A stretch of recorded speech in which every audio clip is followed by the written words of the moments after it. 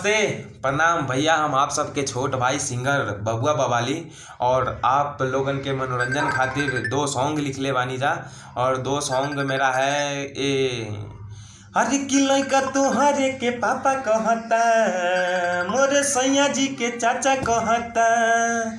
इसी पे मैंने दो सॉन्ग लिखा है, जो कि एक ऑर्केस्ट्रा सॉन्ग है और एक सैड सॉन्ग है, और दोनों ही बहुत बेहतरीन और लाजवाब है। और मेरे जय हो म्यूज़िक पे जाएगा ये दोनों सॉन्ग।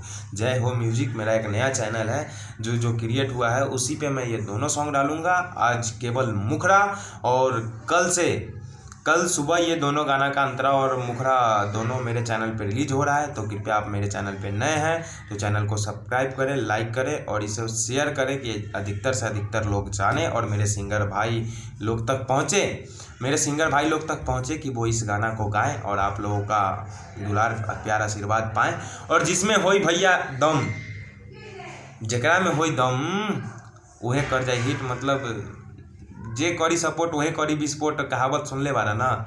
तो ये बात है, और यहीं पे हम दो सॉन्ग लिख ले बानी जा और रउआ लोगन के भी सुनावे जा रहा बानी। तो पहला सैड सॉन्ग ही सुना रहे हैं। सैड सॉन्ग इस प्रकार है।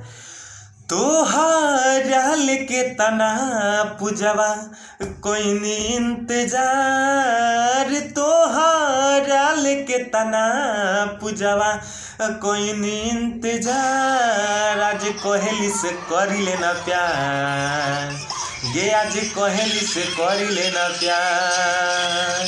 दुनिया तबाबे रानी मतलब के यार, दुनिया तबाबे रानी मतलब के यार। आज कोहली से करी लेना प्यार, हो आज कोहली से करी लेना प्यार।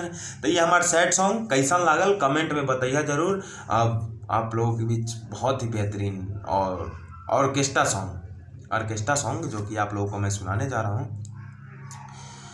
इहे पूरा करे हमर भतारा के प्यार, इहे पूरा करे हमर भतारा के प्यार। सखी अरबे बनल बा भतार, सखी अरबे बनल बा भतार। करेला बहुते हमसे यारवा त प्यार, सखी अरबे बनल बा भतार, सखी अरबे बनल बा भतार। गाना अच्छा लागल होई त